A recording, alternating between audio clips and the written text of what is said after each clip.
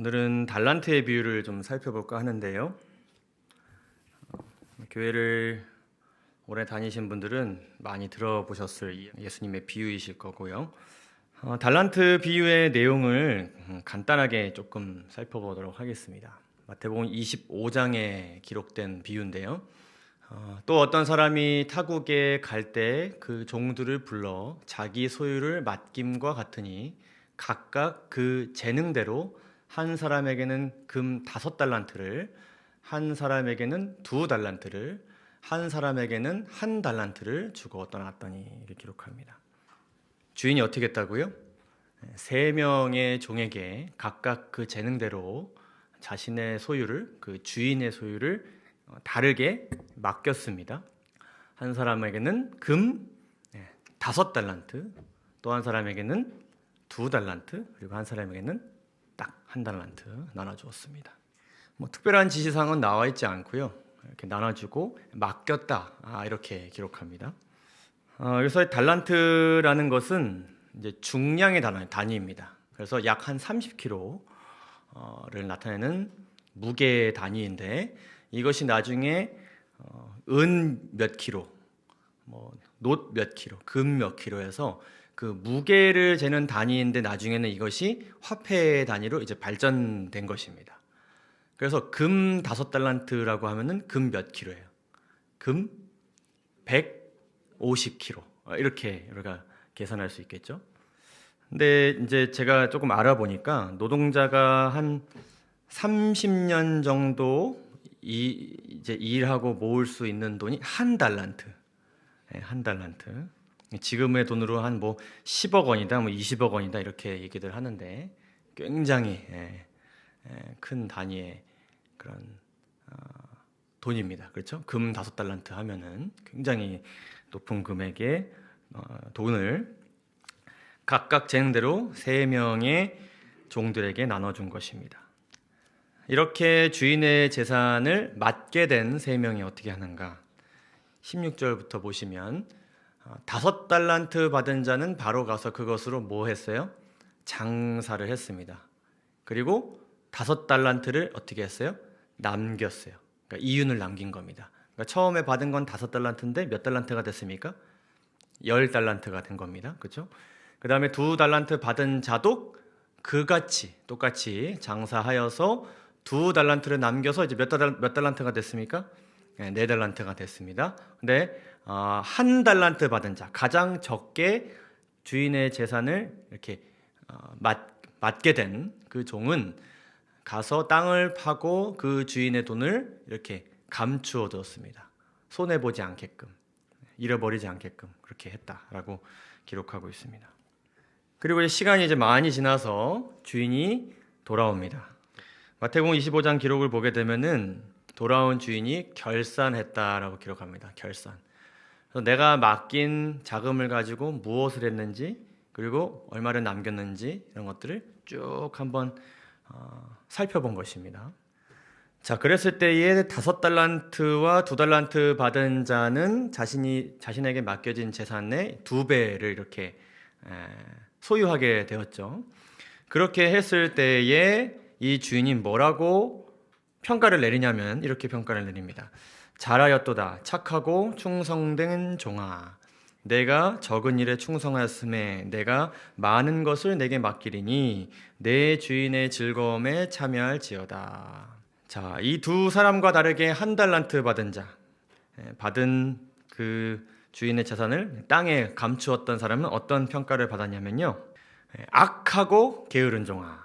나중에 가서는 악하고 게으른 종이기 때문에 너에게 재산을 맡기는 것이 의미가 없다 해서 그 1달란트를 빼앗습니다. 여러분, 이 비유에 대해서 어떻게 평소에 생각하고 또 느끼셨습니까? 달란트의 비유 어떻게 생각하셨습니까? 가장 적게 받은 자의 이러한 처사와 그에 대한 주인의 평가에 대해서 여러분 어떻게 느끼십니까?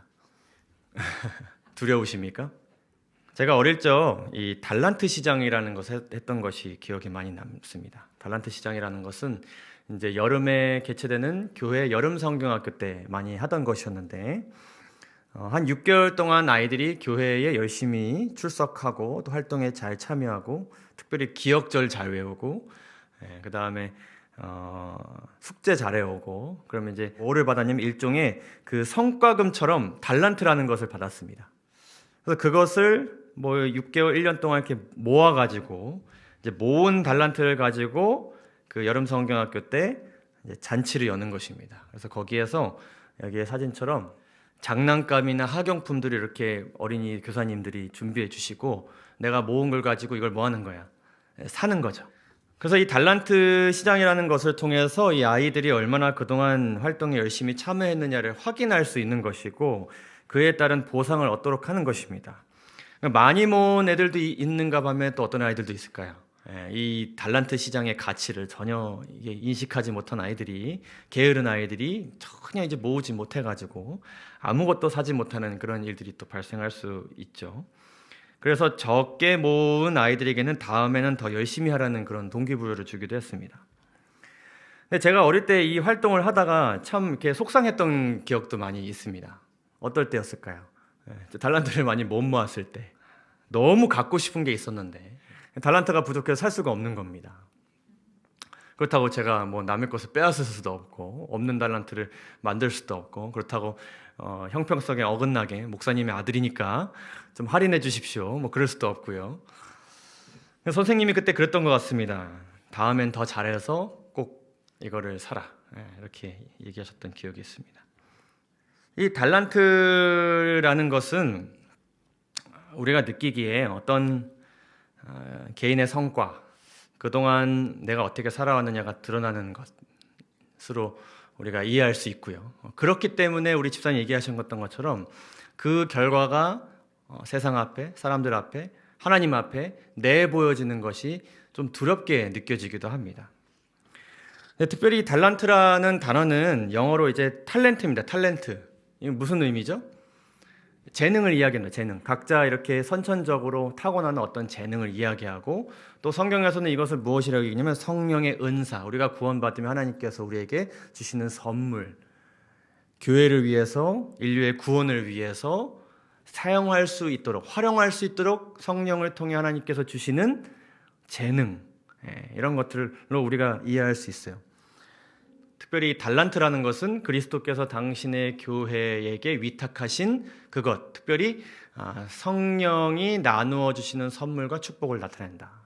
그래서 모든 선물이 다 같은 선물을 받는 것은 아니지만 주님의 종들 각자에게 어떤 류의 성령의 선물을 주시기로 약속되어 있다. 그래서 여기 계신 모든 분들은 다 지금 발견된 것도 있고 잘 벌써 사용하고 있는 것도 있고 활용을 하고 있는 것도 있고 미처 안 되는 것들도 있고 개발이 된 것도 있고 미처 개발이 안 되고 있는 것들도 있고 어쨌든 간에 우리에겐 다 뭐가 주어졌다고요?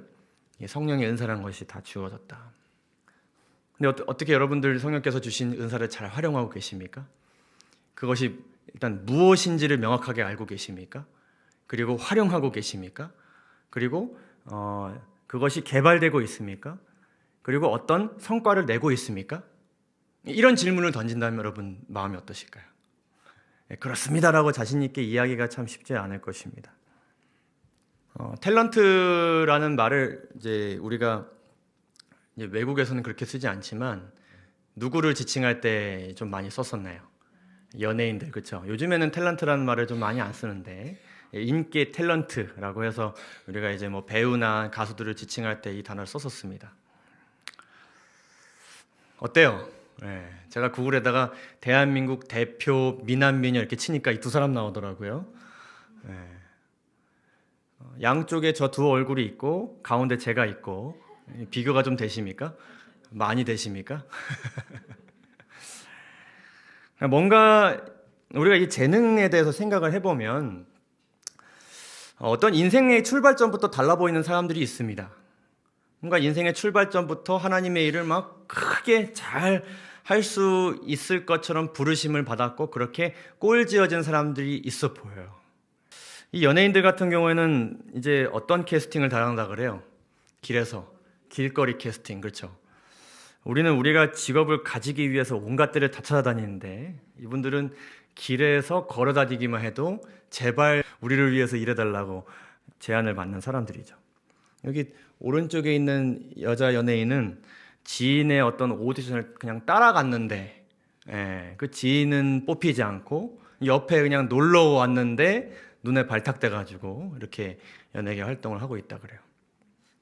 우리에게 재능과 은사가 많다면, 혹은 많은 사람들, 많은 것처럼 느껴지는 사람들에서 우리가 생각을 해본다 그러면 왠지 그런 사람들은 나보다 더 선행을 잘 베풀 수 있을 것 같아요. 나는 굉장히 이것을 하는 데 있어서 하나님 명령인 건 알지만 뭔가 좀 주저되고 용기가 나지 않는데, 누군가는 용기 있게 막 파파파 그것을 하는 사람들이 있어요. 또 뭘 더 잘할 수 있을 것 같아요. 선교를 더 잘할 수 있을 것만 같아요. 막 사람들을 너무나도 잘 사귀고 또 침례해주고 막 이런 분들 보면은 목회자인 저도 되게 신기하고 어떻게 저렇게 할 수 있을까 이런 생각이 들 때가 있어요. 이런 생각이 들 수도 있습니다. 그런 사람들은 말씀에 순종하기에 더 유리하다. 환경도 그렇고 뭔가 타고난 성격도 그렇고 수월하게 살아가기에 유리하다. 뭐로서요? 그리스도인으로서, 재림 성도로서. 이런 생각도 가질 수 있습니다. 어떨 때 더 유리하다고요? 그러니까 왠지 선행도 더 잘 풀 수 있고 선교도 더 잘할 수 있고 순종하기에 더 유리하니까 왠지 나보다 더 구원에 이르기에 유리해 보이는 사람들. 반대로요. 적다면, 부족하다고 느낀다면, 혹은 없다고 느낀다면 어떻게 우리가 생각할 수 있을까요? 하나님과 사람들 앞에서 내가 굉장히 무능력한 사람으로 평가받는 느낌을 가질 때가 있습니다. 뭘 해도 잘 안 되는, 뭔가 선행을 베풀어도 상대방이 오해하고, 뭔가 그곳의 문화와 맞지 않고 사람들의 인식에 뭔가 늘 불편함을 주고, 나는 열심을 다하는데 그것이 뭔가 사람들에게 좋은 것으로 여겨지지 않는 느낌. 그래서 왠지 하나님 앞에서도 내가 아무런 쓸모도 없는 사람처럼 보이는 그 느낌 가질 수 있습니다. 그리고 반대로 나보다 예를 들면 신앙생활을 늦게 시작했고 훨씬 나보다 힘든 환경에서 신앙생활을 시작한 것 같은데 막 간증을 하는 모습을 보니까 어때요? 막 앞서서 치고 나가는 것 같죠. 그래서 어떤 상대적 박탈감을 느끼는 분들이 많이 있어요. 나는 이렇게 막 비교하려고 그런 건 아닌데 왠지 뒤처지는 것 같고, 결과적으로는 구원에 대한 무엇과 무엇이요? 불안과 염려를 또 가질 수 있게 되는 것입니다. 그래서 이것이 어떻게 또 발전할 수 있냐면, 애초에 나에게 지금 한 달란트만 주신 분이 누구예요? 하나님이시죠. 그래서 그분이 공평하시지 않은 분으로서 우리가 때로는 오해할 수 있습니다. 그렇게 생각할 때가 있어요. 하나님께서 원하시는 어떤 성장의 폭, 어느 정도의 성과를 이루지 못하면 구원을 못 받는 것일까? 우리가 달란트의 비유를 이렇게 쓱 가볍게 보게 되면은 그런 오해와 오류에 빠질 수 있습니다. 그래서 이 비유를 말씀하신 목적이 무엇일까 생각해 보고자 하는 것입니다. 이 마태복음 25장에는 이 달란트 비유 외에 이제 외에 두 가지 비유가 나오고 이제 총 세 가지 비유가 나오는데, 이 비유들을 예수님께서 말씀하시면서 1절에 어떤 말씀으로 이 말씀을 시작하시냐면, 그때의 무엇은요? 천국은 마치 등을 들고 신랑을 맞으러 나간 열 처녀와 같다 하리니. 그래서 천국에 대해서 말씀을 하시면서 이 세 가지 비유를 이야기하시는 것입니다. 그래서 첫 번째로는 열 처녀의 비유, 달란트의 비유, 그리고 양과 염소의 비유, 이렇게 세 가지 비유를 말씀하십니다. 근데 이 비유는 이제 무엇과 관련이 있다고요? 천국과 관련이 있기 때문에 여기에는 두 가지 목적이 들어있음을 우리가 알 수 있어요. 첫 번째는 무엇인가 하면은 복음적인 메시지가 들어있는 것입니다. 사람들을 어디에게로 이끄는 것이 목적이에요? 천국으로 이끄는 것이 목적입니다. 그래서 이것은 사람을 구원에 이끌기 위한 목적이 담겨져 있습니다. 사람들을 막 평가해가지고 어떤 사람들은 뒤처지니까 내어버리고, 어떤 그런 냉정한 어떤 평가에 대해서 이야기하는 것이 아니라 이것은 천국에 대한 것이기 때문에 사람들을 어디로 이끌기 위한 것이라고요? 천국으로, 다른 말로 구원으로 이끌기 위한 목적이 담겨져 있다는 것을 우리가 알 수 있고요. 두 번째는 무엇인가 하면은 종말적 메시지. 그래서 예수님께서 이 25장 세 가지 비유를 말씀하시기 전에 24장에 뭐에 대해서 이야기하시냐면 유명한 그 재림에 대한 징조들에 대해서 이야기를 하시고 나면서 이 비유들을 이야기하시는 것입니다. 그래서 이 24장에서 예수님께서 이 징조들에 대해서 이야기하신 목적이 뭐예요? 지금 뭐 해야 된다? 그날이 오기 전, 세상의 종말이 오기 전, 그리고 너의 개인의 종말이 오기 전 뭐 해야 된다? 깨어야 된다. 그리고 준비해야 된다. 이런 말씀을 하시면서 이 비유들을 이야기하신 것입니다. 그래서 뭔가를 안 하고 있는 사람들로 하여금 뭔가를 하게끔 만들어서 결국에는 구원에 이르게 하기 위한 목적이 이 비유에 담겨져 있다는 것을 우리가 알고 내용으로 들어가야 될 것입니다. 자, 그러면 이러한 목적을 우리가 기억하면서 좀 주목해야 될 것이 있는데 그것이 무엇인가 하면은 이 전체적인 내용 우리가 살펴봤고요. 특별히 우리가 주목해야 될 것은 무엇인가 하면 이 한 달란트를 맡김받은 종의 고백입니다. 이 고백이 이제 주인이 돌아와서 결산했을 때 내가 이래서 이렇게 했습니다 라고 고백을 하는데 이 내용을 우리가 좀 자세히 살펴볼 필요가 있습니다. 한번 읽어볼까요? 한 달란트 받았던 자는 와서 이르되 주인이여 당신은 굳은 사람이라 심지 않은 데서 거두고 해치지 않은 데서 모으는 줄을 내가 알았으므로 두려워하여 나가서 당신의 달란트를 땅에 감추어 두었었나이다. 보소서 당신의 것을 가져가셨나이다. 자, 이 말씀을 보시게 되면 이 종이 그동안 그의 주인을 어떻게 여기고 있었는지를 알게 됩니다. 어떤 관계를 맺고 있었는지, 그 관계 속에서 주인이 어떤 사람으로 인식하고 있었는지를 우리가 알 수 있게 돼요. 다른 번역을 한번 볼까요? 그런데 한 달란트 받았던 자는 와서 말하기를 주인님, 저는 주인님께서 엄한 분으로서 심지 않은 데서 거두시고 뿌리지 않은 데서 모으시는 줄 알았으므로 이렇게 얘기하는데 여기서 심지 않은 데서도 거두시고 뿌리지 않은 데서도 모으신다. 이거는 씨앗을 뿌리지 않아도 막 자라게 하시고 거두시는 능력이 있는 분으로 알고 있었다. 그러니까 이 주인의 어떤 능력과 어떤 그 권위와 이런 것들을 인정하면서도 뭐라고 얘기했어요? 주인님께서는 어떤 분이시라고요? 엄한 분이시다. 그래서 내가 어떻게 했다고요? 두려워하였다. 그래서 나가서 달란트를 땅에 감추었다. 그렇게 이야기하였습니다. 누가복음 19장을 보시게 되면 문화의 비유라는 게 또 나옵니다. 문화의 비유. 이 문화도 당시에 무게를 재는 단위였는데 이것이 결국에는 화폐 단위로 이렇게 발전한 똑같은 동일한 개념의 단위입니다. 이 문화의 비유는 삭개오 이야기 바로 뒤에 나오는 비유인데 달란트 비유와 아주 비슷하면서도 다른 내용이고 그리고 조금은 다른 방향성의 교훈이 담겨져 있는 그런 비유인데요. 이 문화의 비유 같은 경우는 이 문화는 화폐 단위로 한 500g 아주 작은 소량의 그 단위를 이야기하는데 여기서는 왕의 주인이 나오는데 이 왕의 주인이 멀리 떠나서 여기서는 종들에게 장사를 하라고 지시했습니다. 명확하게. 그리고 3명에게만 그 문화를 나눠준 것이 아니라 10명에게 나눠줬는데 대신 이 왕은 동일하게 나눠줬습니다.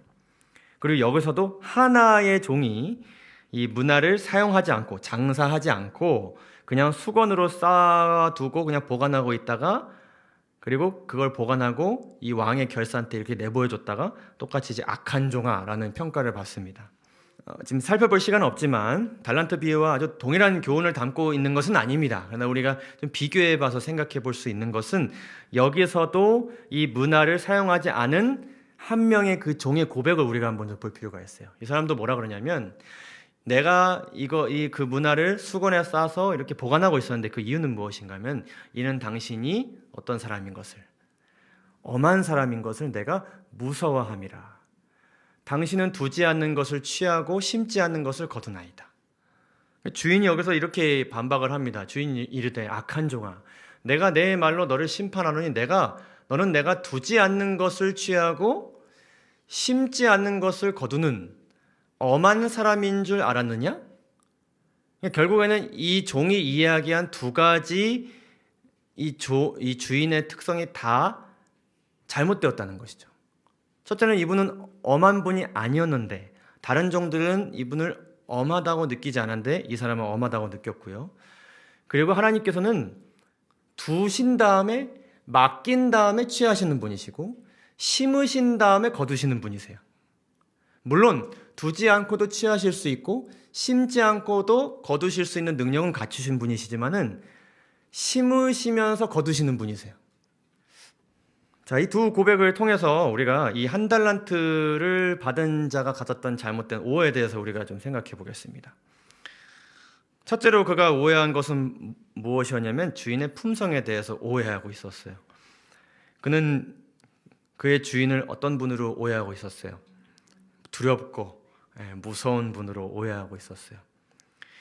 요한일서 4장 18절을 보시게 되면 사랑 안에 두려움이 없고 온전한 사랑이 두려움을 내쫓는다 이렇게 기록합니다. 두려움에는 형벌이 있음이라. 두려운 자는 사랑 안에서 온전히 이루지 못하느니라. 그러니까 이 종은 주인의 사랑 안에서 온전히 이루지 못했던 사람이에요. 주인과 사랑의 관계를 맺고 있지 않았던 사람입니다. 그래서 자신이 생각하는 대로 주인의 이야기를 충분히 듣지 않고 충분히 주인과 교제하지 않고 자신 스스로 주인의 품성을 판단했던 그런 사람이었던 것이죠. 두 번째는 무엇에 대해서 그가 오해를 했냐면 주인의 품성 두 번째로 그분은 성과의 무엇에 따라서요? 크기, 다른 말로 양에 따라서 엄히 판단하시는 분이다. 그러니까 무슨 말이냐면 성과가 적으면 혹은 없으면 악한 종아, 많으면 착하고 충성된 종아 하시는 분으로 그가 오해했어요. 23절을 보시게 되면 5달란트와 2달란트 받은 자들에 대한 평가를 이 주인이 내리는데 이 주인이 뭐라고 하시는지를 우리가 잘 보면 좋겠습니다. 잘하였도다 착하고 충성된 종아. 내가 어떤 일에 충성하였다고요? 적은 일에 충성하였다. 5달란트나 2달란트나 그 화폐의 단위로 봤을 때 굉장한 양의 재산임에도 불구하고 이 주인의 그 전체의 재산과 비교해 봤을 때는 이게 어떤 양이에요? 적은 양이고 그것을 맡는 것은 적은 일이에요. 그러니까 비교적으로 더 큰 일을 감당한 것도 아니고요. 비교적으로 더 작은 일을 감당한 것도 아니고 5달란트 감당한 사람이나 2달란트 감당한 사람이나 다 어떤 일이라고요? 적은 일을 감당했고 거기에 충성했다. 그리고 많은 것을 맡기는 것은 그 다음 일이에요. 내가 많은 것을 내게 맡기리니. 적은 것에 충성하였기 때문에 5달란트가 10달란트 되는 기적보다 더 큰 일을 이 주인이 이루겠다고, 그런 일을 너를 통해 이루겠다고 지금 약속을 하고 있는 것입니다. 그러니까 이 5달란트와 2달란트 받은 자들에 대한 어떤 평가를 내리고 있어요? 동일한 평가를 내리고 있습니다. 그리고 이 두 사람은 그에 대해서 무엇을 표출하지 않고 있어요? 불만을 표출하지 않고 있고, 특별히 누가 불만을 표출하지 않냐면 2달란트 받은 사람이 왜 나는 저 사람보다 3달란트가 적냐고 불평하지 않았어요. 주신 것에 대한 감사에서 비롯된 것이었을 것이고 사랑의 관계에서 나온 헌신이었을 것입니다. 그리고 그 주인께서 나같이 보잘것없는 자에게 그러한 신뢰를 주신 것에 대한 보답의 표현이었을 것입니다. 고린도전서 8장 12절을 보시게 되면 아주 중요한 말씀이 나옵니다. 하나님께서 우리의 헌신에 대해서 무엇을 보시는지를 아주 정확하게 말씀하고 계시는데, 할 마음만 있으면 있는 대로 받으실 터이요 없는 것은 받지 아니하시리라. 하나님께서 받으시는 건 뭐예요? 하고자 하는가? 근데 하고자 했는데 2배로 성과를 늘린 사람이 있고 겨우 한 1.5배 늘린 사람이 있고 거의 성과가 없는 사람도 있는데, 하나님께서 보시기에는 없는 것은 받지 않되 무엇이 있으면요? 할 마음이 있으면 있는 대로, 그것이 적을지라도 하나님께서는 그건 어떻게 하신다고요? 받으신다. 받으신다. 9장 7절에 이렇게 말씀합니다. 각각 그 마음에 정한 대로 할 것이요 인색함이나 억지로 하지 말지니 하나님은 즐겨내는 자를 사랑하시느니라. 실무교는 이렇게 기록합니다. 아무도 저희가 더 큰 선물을 받지 못했다고 해서 슬퍼할 필요는 없다. 왜냐하면 각 사람에게 달란트로 나누어 주신 분은 그것이 크거나 작거나 간에 각자가 그 맡은 달란트를 잘 활용할 때 모든 사람들로부터 똑같은 영광을 받으시기 때문이다. 성경을 보시면 이런 말씀들이 많이 나옵니다. 우리의 행위를 보시고 하나님께서 심판하신다는 내용이 여러 번 등장합니다. 잠언 24장 12절을 보시게 되면 내가 말하기를 나는 그것을 알지 못하였노라 하일지라도 마음을 저울질 하시는 이가 어찌 통찰하지 못하시겠으며 내 영혼을 지키시는 이가 어찌 알지 못하시겠느냐. 그가 각 사람의 무엇대로요? 행위대로 보응하시리라. 계시록에도 이렇게 말씀합니다. 또 내가 보니 죽은 자들이 큰 자나 작은 자나 그 보좌 앞에서 서 있는데 책들이 펴 있고 또 다른 책이 펴졌으니 곧 생명책이라. 죽은 자들이 꼭 마지막 그 멸망을 당하는 자들이 무엇에 따라서 심판을 받았냐면 자기의 행위에 따라서 책에 기록된 대로 심판을 받았어요. 근데 이것을 우리가 인간적으로 어떻게 오해할 때가 있냐면 여기 보시면 이제 주인의 명령이 있고 한 달란트 받은 자의 오해가 있는데 주인께서는 우리에게 뭐라고 명령하셨냐면 전도하라고 명령하셨어요. 근데 우리는 어떻게 오해할 때가 있냐면 한 10명 이상에게 전도해야 된다고 생각할 때가 있어요. 나는 평생 전도해도 한 3명 전도할까 말까 하는 경우가 있고 막 20명, 30명씩 전도하는 사람들이 있을 수 있어요. 근데 하나님께서 우리에게 주신 명령은 아주 단순했어요. 그냥 뭐 하라고요? 전도하라고 명령을 주셨어요. 어떤 하나님께서 보시는 어떤 기준 이상의 성과 지표라는 것이 있지 않아요. 하나님께서 우리에게 뭐 하라고 하셨어요? 기도하라고 하셨어요. 근데 왠지 몇 분 이상은 해야 기도를 받아주실 것 같아요. 한 30분에서 1시간은 해야 뭔가 좀 제대로 된 기도처럼 작용될 것 같은 마음이 들어요. 물론 많이 기도할수록 좋은 것이지만 하나님께서 어느 정도의 이상을 기도해야 나 받겠다라고 말씀을 주신 적이 있나요? 없어요. 시간에 대해서 말씀을 주신 적이 있나요? 방식에 대해서 말씀을 주신 적이 있나요? 내용에 대해서는 말씀 주신 적이 있죠. 네, 있죠. 제가 최근에 어떤 영상을 봤냐면 우리가 꼭 무릎을 꿇고 기도를 해야 되는가 이런 영상을 제가 본 적이 있어요. 그래서 거기서 C.S. 루이스라는 굉장히 그 유명한 신학자의 말을 인용하면서 우리가 특별히 이제 잠을 자려고 잠을 청할 때에 우리가 이렇게 무릎을 꿇어서 기도하다가 피곤하면 거의 엎드려가지고 이게 베개에 얼굴을 파묻고 이렇게 기도하다가 다리를 펴고 이렇게 자잖아요, 그렇죠? 근데 왜 그렇게 하지 않으면 하나님께서 우리의 기도를 받으시지 않는가? 이런 도전적인 질문을 하더라고요.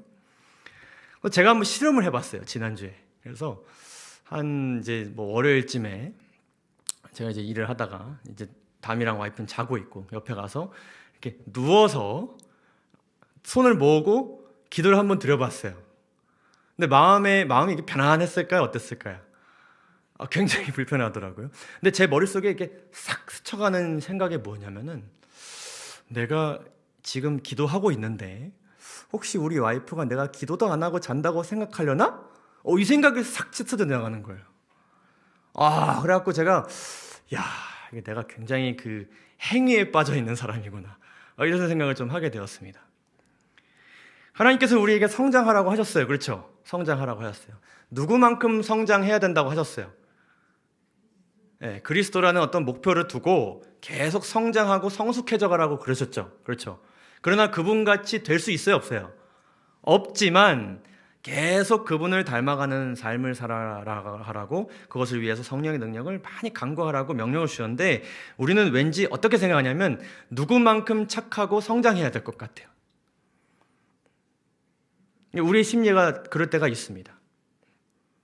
내가 굉장히 나의 어떤 악한 모습이 사람들 앞에 비춰졌을 때, 그리고 어떤 동일한 상황에 있어서 나는 막 부정적인 말이 나오고 나쁜 판단이 드는데 누군가는 굉장히 긍정적으로 막 영적으로 이렇게 모든 것을 잘 이겨내는 거 보면 왠지 저 사람만큼 되지 않으면 내가 실패한 사람처럼 느껴질 때가 있는 것이죠. 근데 그것은 누구의 오해였다고요? 종의 오해였어요. 이 사람이 어떻게 생각했냐면은 그렇게 하기에 어차피 처음부터 주어진 것도 어때요? 적어요. 적어요. 의지도 적고 품성도 많이 모자르고 가진 것도 적고 환경도 좋지 않으니 그냥 가만히 있으면서 뭐는 면하자, 손해는 면하자, 이렇게 생각한 것입니다.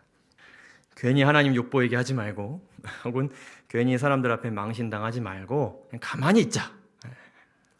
이 사람이 가졌던 또 다른 오해가 있었습니다. 그것은 무엇인가 하면은 이렇게 연약하고 부족하고 한 달란트 가지고 그냥 막 전전긍긍하는 우리의 그러한 역할을 하나님께서 이 주인께서 필요로 하지 않을 거라고 생각했어요.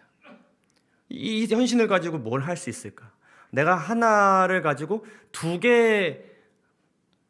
달란트를 만들더라도 어차피 시작 그 2배 된 것도 2달란트 받는 사람과 동일한데 내가 굳이 이렇게 노력해서 실패하고 이렇게 우여곡절을 하면서 이렇게 헌신할 필요가 있을까? 이거를 과연 하나님께서 필요로 하실까? 이런 헌신을 통해서 하나님께서 무슨 역사를 이루실 수 있을까? 이런 생각을 하고 있었어요. 그러나 에베소서 2장 10절을 보게 되면 우리는 그가 만드신 바라, 하나님께서 우리 모두를 창조하셨는데 예수 그리스도 안에서 선한 일을 위하여 우리는 모두 다 지으심을 받은 사람들입니다. 어떠한 형태로든지 간에 그 작은 헌신을 가지고도 선을 이루실 분은 누구세요? 우리를 지으신 창조주이십니다. 이 일은 하나님께서 전에 예비하사 우리로 그 가운데서 행하게 하려 하심이라. 이 말씀을 통해 우리가 알 수 있는 것은 하나님께서 무엇을 통해 일하신다? 사람과의 협력을 통해 일하신다. 우리의 협력이 없더라도 심지 않고도 거두실 수 있는 분이지만은 굳이 우리를 통해 씨앗 하나 심으시고 그 하나를 통해 거두시는 그런 분이시라는 것이죠. 각 사람은 영혼 구원 사업을 위하여 그리스도와 협력해서 일해야 한다. 하늘 집이 우리를 위하여 준비되어 있음이 확실한 것처럼 이 세상에서 우리가 하나님을 위해서 일할 특별한 자리가 여기에 있는 우리 모두에게 다 미리 정하셨고 주어졌다는 사실 또한 뭐라고요? 확실하다. 무엇만큼? 하늘에 우리의 자리가 준비되어 있는 것만큼 확실하다는 것입니다. 그러니까 내가 염려하고 불안하고 뭔가 쓰임받고 있지 못하다고 느끼는 그 자리는 하나님께서 예비하셨고 사용하실 자리로 준비해 놓으셨는데 그것은 하늘에 있는 내 자리만큼이나 확실하게 하나님께서 나에게 주신 자리라는 것입니다.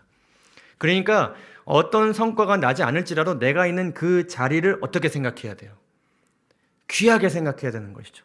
특별하게 생각해야 되는 것입니다. 의미 있게 생각을 해야 되는 것이죠. 우리는 모두가 태어난 목적이 있고 구원하신 목적이 있고 우리가 어떤 성과도 내지 못한 연약한 그리스도인들일지라도 지금 이 자리까지 저를 이끄신 목적이 확실하게 있다. 이 사실을 우리 모두가 기억하게 되시기를 간절히 바랍니다. 이 한 달란트 받은 자가 가졌던 또 다른 오해는 무엇인가 하면은 이 달란트에 대한 오해였습니다. 달란트에 대한. 여러분, 달란트는 선천적인 재능만을 의미할까요? 그것만 의미할까요? 우리가 달란트, 은사를 얘기하면 악기 잘 다뤄주시는 분, 말을 잘 하는 사람, 잘 가르치는 사람, 뭐 그런 사람들에 대해서 우리가 이야기할 수 있어요. 어떤 교회에 맡은 직분이나 어떤 역할이나 어떤 순서잖아, 이런 것들을 좀 능히 이렇게 감당할 수 있는 사람들에 대해서 우리가 생각해 볼 수 있는데, 여기 보시면 하나님께서 그 주인이 그 종들에게 자기 소유를 맡김과 같다 그랬는데, 여기에서 이 주인이 종에게 맡긴 것이 무엇이에요? 소유. 누구의 소유? 주인의 소유. 그러니까 주인이 가진 모든 것을 이야기하는 것입니다. 모든 것을. 그래서 이것은 특별한 성령의 선물만이 비유에 나오는 달란트라고 할 수가 없습니다. 그래서 이 달란트는 선천적이고 또한 후천적인 것에 관계없이, 또 육적인 것과 영적인 것까지도 관계없이 모든 하나님께서 주신 선물과 재능을 다 포함한다. 고린도서 12장을 보시게 되면 이렇게 기록해요. 다 병 고치는 은사를 가진 자겠느냐? 또 방언을 말하는 사람이겠느냐, 통역하는 자이겠느냐. 우리가 흔하게 이렇게 외형적으로 알 수 있는 어떤 특정 은사들이죠. 굉장히 크게 쓰임 받는 그런 은사들이죠. 그런데 다 그렇게 쓰임 받을 수 없다. 그러면서 하나님께서 뭐라고 말씀하시냐면 너희는 더욱 어떤 은사를 사모하라고요? 큰 은사를 사모하라. 내가 또한 가장 좋은 길을 너희에게 보이리라고 말씀하시면서 고린도전서 13장에서 무엇에 대해서 말씀하시냐면 사랑에 대해서 말씀하시는 거죠. 그래서 여러 가지 우리가 맡을 수 있는 어떤 직분과 역할과 관련된 여러 은사들이 있지만, 특정된 은사들이 있지만, 그거보다 더 큰 모든 것을 아우르고 모든 것을 감싸주고 모든 것의 근본이 되어야 되는 큰 은사가 우리에게 다 주어졌는데, 그것은 무엇의 은사예요? 사랑의 은사, 사랑의 은사. 우리가 사랑을 가지고 할 수 있는 것들이 얼마나 많습니까? 사랑을 가지고 사람을 대할 때, 사랑을 가지고 말을 하는 것, 사랑을 가지고 누군가의 이야기를 들어주는 것, 무언가를 안내하는 것, 너무나도 우리가 할 수 있는 것들이 많이 있게 되는 것이죠. 그래서 이 달란트라는 것은 하나님께서 우리에게 주신 모든 선물과 축복을 이야기합니다. 성령의 능력으로 개발시킬 수 있는 모든 것을 이야기합니다. 인간의 구원을 위해 활용할 수 있는 모든 것을 이야기하는 것입니다. 그래서 실물교훈을 보시게 되면 거기서 이렇게 특정해서 이야기하는 여러 은사들에 대해서 여러 은사들이 있는데, 그것이 무엇인가 하면 우리의 지능, 우리의 생각, 우리가 더 뭔가를 알게 되는 것, 뭔가를 더 잘 판단하게 되는 것, 그리고 언어는 외국어도 이야기하지만 어떤 것도 이야기할까요? 조금 더 조심해서 이야기하는 것, 조금 더 그리스도인답게 이야기하는 것, 이런 건 다 포함하는 것입니다. 가마력, 그리스도의 빛을 반사하는 사람으로서 우리가 할 수 있는 것들 다 포함하는 것입니다. 시간, 우리가 시간을 어떻게 활용할 것인가, 누구를 위해 활용할 것인가. 건강, 중요할까요? 네, 중요하겠죠. 내 건강을 잘 관리하는 것, 그리고 잘 관리한 건강을 무엇을 위해, 누구를 위해 사용하느냐.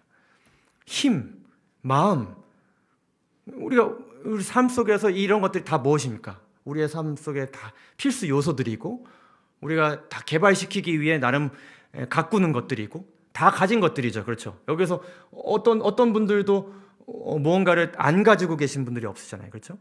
근데 이러한 것들을 하나님께서 왜 그렇게 최선을 다해서 사용하도록 하시느냐, 사용하라고 말씀하셨느냐. 적은 것이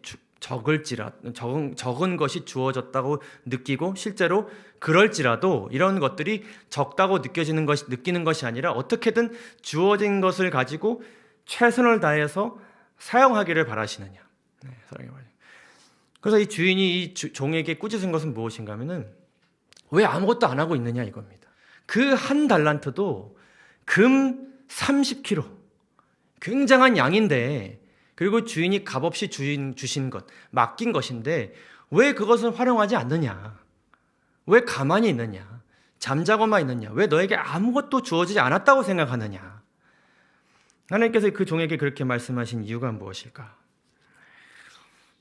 에베소서 4장 13절에서 14절을 보시게 되면 이렇게 기록합니다. 우리가 다 하나님의 아들을 믿는 것과 아는 일에 하나가 되어서, 열심히 우리가 예수님에 대해서 믿기 위해 노력하는 것, 그렇게 되어야 하는 이유는 우리가 온전한 사람을 이루어서 그리스도의 장성한 분량, 오늘보다 내일 조금 더 그리스도를 닮아가는 그런 사람으로서 어린아이가 되지 아니하여 사람의 속임수와 간사한 유혹에 빠져 온갖 교훈의 풍조에 밀려서 요동하지 않게 하려 함이라. 하나님께서 우리에게 많은 축복과 은사를 주셨는데, 성령의 축복을 주셨는데, 그 모든 것들을 우리가 우리의 분량에 맞게 정말 최선을 다해서 성령의 능력을 간구하면서 개발하고 사용하고 활용해야 되는 이유는 이 세상이 어떠하기 때문이에요. 요동칠 수 있는 세상이기 때문입니다. 수많은 유혹과 속임수가 많기 때문이에요. 그래서 이것을 활용하기 위해서 하나님을 찾고 하나님과 긴밀하게 연결되어 있지 않으면, 게을러지고 아무것도 안 하고 가만히 있게 되면 그 틈을 누가 파고들 수 있어요? 사단이 파고들 수 있기 때문에 우리의 시간, 우리의 지능, 우리의 힘, 우리의 마음, 우리의 가마룡을 악용하여서 혹은 사용하지 못하게 해서 누구를 망가뜨릴 수 있기 때문에, 나를 망가뜨릴 수 있기 때문에 어느 누구도 나의 품성을 고칠 수 없다는 말을 하지 않게 하라. 만일 그대가 그렇게 생각한다면 그대는 분명히 무엇을 얻지 못할 것이라고요? 영생을 얻지 못할 것이다. 그러니까 성과를 못 냈기 때문에 너에겐 영생을 줄 수 없어. 이게 아니라 계속 이거를 노력하고 있지 않으면, 계속 이것과 싸우지 않으면 그 사이를 사단이 침투에 들어와서 우리의 마음을 악한 것으로 가득 채울 것이기 때문에 결국에는 우리의 구원을 우리 손으로 어떻게 될 수 있는 거예요? 잃어버린 바 되게 될 수 있는 것이죠. 할 수 없다는 것은 그대의 의지에 달린 것이다. 그대가 하려고 하지 않으면 할 수 없게 된다. 여러분 이 책을 아십니까? 절제생활. 예언의 신인데요. 재림교회 건강기별이 적혀져 있습니다. 식욕의 방종과 술, 담배, 마약, 커피 먹는 거, 잘못된 습관, 운동하지 않는 거, 이런 것들에 대한 아주 강력한 건강 메시지가 담겨져 있습니다. 사람들이 이러한 메시지들을 우리가 지키고 또 전파할 때에 많은 오해들을 합니다. 특별히 어떤 오해를 하냐면 엄격한 어떤 식습관과 생활 습관을 교리적으로 강요한다고 사람들이 많이 오해해요. 그리고 또 오해하게끔 또 누가 만들까요? 우리가 또 만들기도 해요. 근데 이 재림교회 건강기별, 특별히 여러분 이 절제생활이나 음식물에 관한 권면 이런 거 여러분 한번 잘 한번 읽어보시면 핵심적인 메시지가 포인트가 어디에 있냐면요, 이렇습니다. 전신의 모든 조직과 연결되어 있는 무엇이요? 뇌신경은 그것을 통하여 하늘이 사람과 교통하고 속 사람에게 감화를 줄 수 있는 어떤 매개체라고요? 유일한 매개체다. 자, 병든 육체는 무엇에 영향을 미친다고요? 두뇌에 영향을 미친다. 그리고 우리가 식욕의 방종과 잘못된 식습관과 생활 습관을 가지고 있으면 결국 그게 어디에 영향을 미친다고요? 이 뇌에 영향을 미친다고요. 이 절제 생활과 이 모든 건강기별이 여기로 우리를 인도하고 있습니다. 결국에는 우리가 먹지 않으면 하늘을 가고 먹으면 하늘 가고 이런 단순한 교리를 우리가 믿는 것이 아니라 그런 권면을 우리가 생활에 적용하지 않을 때 결국엔 무엇이 무너진다고요? 우리의 이 뇌신경에 악영향을 끼쳐서 결국에는 올바른 식별력, 내가 양심대로 행해야 될 때, 움직여야 될 때, 그리스도께 나아가야 될 때, 그리스도께 도움을 요청해야 될 때, 이럴 때 그렇게 해야겠다는 식별력을 우리 뇌가 판단할 수 없게끔 굉장히 변질될 수 있다는 것이죠. 그래서 하나님께서는 우리에게 끊임없이 말씀하십니다. 깨어 기도하라. 쉬지 말고 기도하라. 범사에 감사하라. 항상 기뻐하라. 하나님께서는 우리의 어떤 헌신과 노력의 어떤 기준 이상의 것, 어떤 기준 이상의 양, 이런 것들을 요구하지 않으시고 계속 해야 된다고 우리에게 말씀하십니다. 오늘의 적용의 말씀을 좀 살펴보면서 오늘 말씀을 마치도록 하겠습니다. 첫째로는 하나님께서는 외형적으로 드러난 성과의 크기가 아닌 우리가 노력하고 있는가, 시도하고 있는가, 열심을 다하고 있는가를 보십니다. 여러분 이것이 얼마나 큰 은혜입니까? 온 세상이 매일매일 우리의 성과를 판단합니다. 우리의 보고서를 판단하고 우리의 행동과 말과 우리의 생활을 계속해서 판단합니다. 그리고 판단했을 때 뭔가 부족하면 이 사람은 부족한 사람, 안 된 사람, 발전할 수 없는 사람. 그러나 하나님께서는 무엇을 보신다고요? 하고자 하는지, 나를 의지하고자 하는지, 나를 찾는지, 나에게 지혜를 구하는지, 나에게 도움을 구하는지를 보신다. 게으르지 말고 열심을 품고 주를 섬기는 우리 모두가 되기를 바랍니다. 두 번째로는 달란트를 많이 받은 사람 많은 분들 계실 것입니다. 무엇을 주의해야 될까요? 교만함 주의해야 됩니다. 뭔가 이렇게 내가 노력하지 않아도, 내가 굳이 기도하지 않아도 뭔가 이루어지는 것이 있고 뭔가 행해지는 것이 있으면 자칫 성령 하나님께서 나에게 이러한 행위를 이루셨다고 느끼지 않고 내가 했다라고 생각할 수 있기 때문에 우리 이것을 주의해야 됩니다. 반대로 또 적게 받은 것처럼 느껴지는 분들은 무엇을 주의해야 될까요? 실망감, 왜 나에게 이거밖에 안 될까? 그리고 더 이상 뭐 할 필요가 없다, 노력할 필요가 없다, 포기하는 마음, 이런 마음을 주의해야 됩니다. 중요한 것은 또 다른 사람과의 성과, 다른 사람의 성과와 나의 성과를 비교하지 않는 것입니다. 그것은 우리의 기준치와 목표치가 될 수 없습니다. 아무것도 아닙니다. 그것은 오직 우리가 따라가야 될 분은 누구세요? 예수님이십니다.